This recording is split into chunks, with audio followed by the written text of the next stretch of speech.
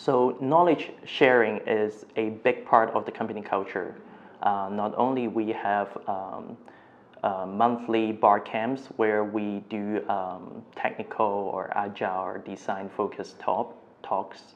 We also have internal sharing sessions.